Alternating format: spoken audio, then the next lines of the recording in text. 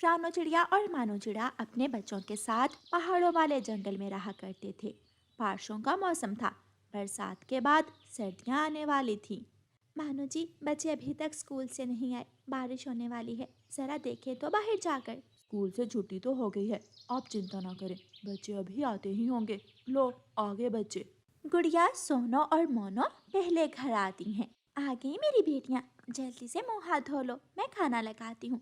तब तक कुकू भाई भी आ जाएगा। कुकू सबसे बड़ा था। वो साथ वाले जंगल में पढ़ने के लिए जाया करता था। कुछ देर बाद बारिश शुरू हो जाती है। मेरा बच्चा अभी तक नहीं आया, बारिश भी शुरू हो गई है। थोड़ी देर बाद कुकू भीगता हुआ घर आता है। उसका बैग भी भीग चुका था। गुड़िया बेटी, जल्दी से भाई को तौलिया ला कर दो। अगले दिन रानो चिड़िया बच्चों के लिए नाश्ता बनाने लगती है, मगर घर में तो राशन ही नहीं था। अब मैं क्या करूं? मेरे बच्चे क्या खाकर स्कूल जाएंगे? रानो चिड़िया अभी ये सोच ही रही थी कि मानो चिड़ा भुट्टे के कुछ दाने लेकर आता है। रानो चिड़िया भुट्टे के दानों को देगची में डालकर भूनने लगती है। गोरी कवि वहाँ आती है। अरे रानो, सुबह सुबह ही दाने भून रही हो? हाँ, वो बच्चे जिद कर रहे थे, कह रहे थे कि स्कूल लेकर जाएंगे दाने। अच्छा, रात क्या बनाया था खाने में? वो अच्छा, रहने दो। जैसे सोच सोच कर बोल रही हो, तुम तो घंटा लगा दोगी एक जुमला बोलने में। गौरी वहाँ से चली जाती है।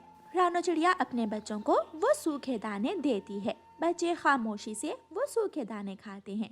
रानो चिड़िया के बच्चे जो मिलता खामोशी से खा लेते, कभी भी जिद ना करते, क्योंकि वो सब अपने घर के हालात अच्छे से जानते थे। रानो चिड़िया घर के बाहर जाती है तो गोरी रानो को देखते ही अपने बेटे से बोलने लगती है। गरीब पक्षियों के बच्चे रूखा सूखा भी खुश होकर खा लेते हैं, और एक तुम हो कि मटर पनीर देखकर भी मुंह बना रहे हो। मानो चिड़े का जंगल में चाय का होटल था। कुकू स्कूल से छुट्टी होने के बाद अपने पापा के साथ काम में लग जाता। कुकू बेटा, तुम घर चले जाओ और ये थोड़े से पैसे भी ले जाओ। सबको भूख लगी होगी, जाते समय थोड़ा आटा ले जाना। दूसरी तरफ सब बच्चे भूख से बिलख रहे थे। मम्मा, मुझे भूख लगी है। सूखे दाने खा खा कर मेरे तो पेट में दर्द होने लगा है। हाँ मम्मा, दाने खाने के बाद हमने स्कूल से बहुत सारा पानी पिया था, ताकि हमें दोबारा जल्दी भूख ना लगे। मगर ये पेट है कि गुड़ू गुड़ू ही किया जा रहा है। रानो चिड़िया अपनी बेटियों की बातें सुनकर बहुत दुखी हो जाती है। उसकी आंखों में आंसू आ जाते हैं। रानो चिड़िया दूसरी तरफ मुंह करके अपने आंसू छुपाने की कोशिश करती है। गुड़िया बेटी, अपनी बहनों को लेकर थोड़ी देर गौरी आंटी के घर चली जाओ। तुम सब कुछ देर खेलाओ, तब तक मैं आप सबके लिए खाने का इंतजाम करती हूँ। गुड़िया अपनी छोटी बहनों को लेकर गौरी के घर जाती है। जग्गू बैठा टीवी देख रहा था। वह सब बहनें भी वहाँ बैठकर टीवी देखने लगती हैं। रानो चिड़िया मिठू तोते की दुकान पर जाती है। मिठू भाई, कुछ राशन उधार दे दो, मैं जल्दी ही सारा उधार चुका दूंगी। मेरे बच्चे भूखे हैं। जाओ जाओ यहाँ से, पहला उधार चुकाया नहीं है और चल पड़ी और उधार मांगने। जाओ ना, अपना समय बर्बाद करो ना मेरा। गौरी कवि जग्गू को अपने पास बुलाती है। टीवी बंद कर दो ताकि ये अपने घर जाएं। जब चले जाएं तो फिर चला लेना। मैं नहीं बंद करूंगा, मुझे रानो चिड़िया वाले कार्टून देखने हैं। बस थोड़ी ही कहानी बाकी है, फिर कर दूंगा बंद। जग्गू दोबारा जाकर कार्टून देखने लगता है। गौरी गुस्से में आकर टीवी की तार ही निकाल देती है। चलो उठो यहाँ से, कितना गंद डाल रखा है, मैंने सफाई करनी है। जाओ गुड़िया, तुम्हारी माँ भी तुम्हारी राह देख रही होगी। ऐसे कहकर गौरी उनको घर से बाहर निकाल देती है। गुड़िया बड़ी थी, वो सब समझती थी। कुकू भी घर आ जाता है। रानो चिड़िया आटा गूंथकर रोटी बनाने लगती है। सब बच्चे चूल्हे के पास बैठ जाते हैं। पीछे हटो यहाँ से, पहले मैं बैठी थी। तुम उधर हटो, मैं यहाँ बैठूंगी। सोनो और मोनो लड़ने लगती हैं। तुम सब चले जाओ उठकर यहाँ से, जब रोटी बनेगी तो दे दूंगी तुम सबको। मैंने आके सामने बैठना है, मुझे ठंडी लग रही है मम्मा। अगर बैठना है तो आराम से बैठो।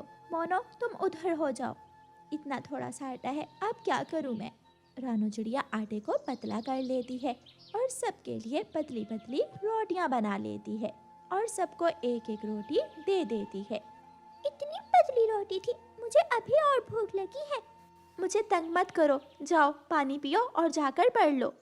सब बच्चे रोटी खाकर पढ़ने लगते हैं।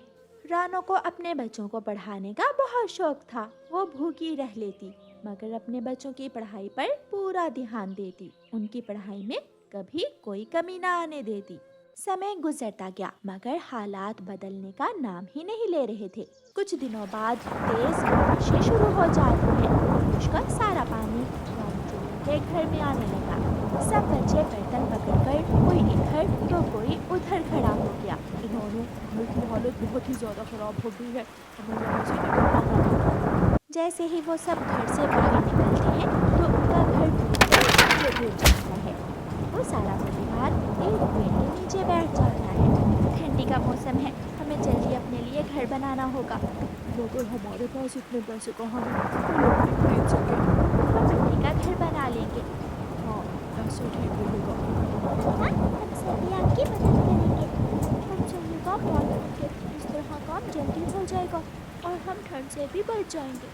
ठीक है कुकू बेटा, आप अपनी बहनों के साथ मिलकर मिट्टी इकट्ठी करो, मैं और तुम्हारे पापा मिलकर घर बनाएंगे। वो सब ऐसा ही करते हैं और कुछ ही दिनों में घर बनकर तैयार हो जाता है और वो सब खुशी खुशी अपने घर जाते हैं।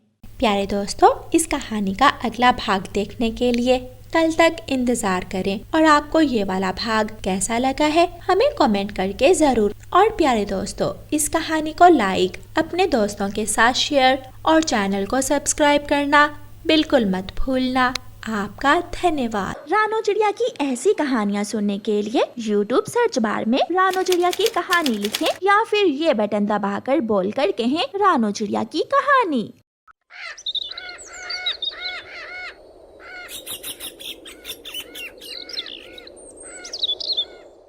रानो चिड़िया जंगल में कश्ती चलाया करती थी। उसका गुजर बसर अच्छा हो रहा था। मम्मा, आज मैं भी आपके साथ जाऊंगा।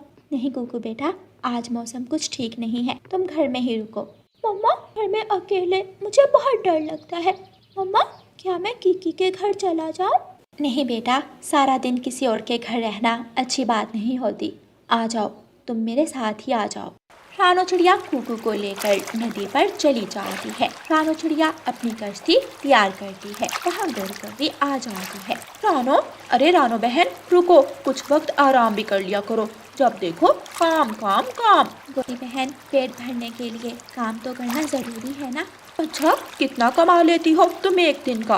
अच्छा कमा लेती हूँ, शुक्र है ऊपर वाले का, घर का गुजर बसर अच्छा हो जाता है। फिर भी बताओ तो सही, एक दिन का कितना कमा लेती हो? एक दिन में 500-600 कमा ही लेती हूँ। गोरी कभी मन ही मन सोचती है। 500-600? इतना ज्यादा?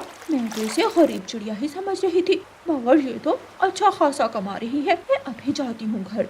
गोरी कव्वी अपने घर जाती है। कालू कौवा लेटा सो रहा था। कालू जी, अरे ओ कालू जी, इतनी देर से सो रहे हो, उठ भी जाओ अब। क्या हो गया है? क्यों आते ही शोर मचा दिया है तुमने? कालू जी, वो चिड़िया तो एक टूटी फूटी कश्ती चलाकर लाखों में खेल रही है। क्यों ना हम भी ये काम शुरू कर दें? हम दोनों तो दिनों में अमीर हो जाएंगे। हाँ, ये काम तो आसान ही होगा, हम ये काम कर सकते हैं, मगर इसके लिए हमें पहले कश्ती बनानी होगी। हाँ, मैं आज ही अपनी माँ के घर जाती हूँ और कुल्हाड़ा लेकर आती हूँ। रानो बहन, मुझे दूसरे जंगल जाना है, जल्दी कश्ती तैयार करो। तोते भैया, सब ठीक तो है ना? हरियाली अपनी माँ के घर गई हुई है, अचानक वो एक पेड़ से टकरा गई है, उसकी हालत खराब है, मुझे जल्दी पहुँचा दो। ठीक है तोते भैया। रानो चिड़िया तोते को कश्ती में बिठा लेती है और दूसरे जंगल की तरफ निकल जाती है।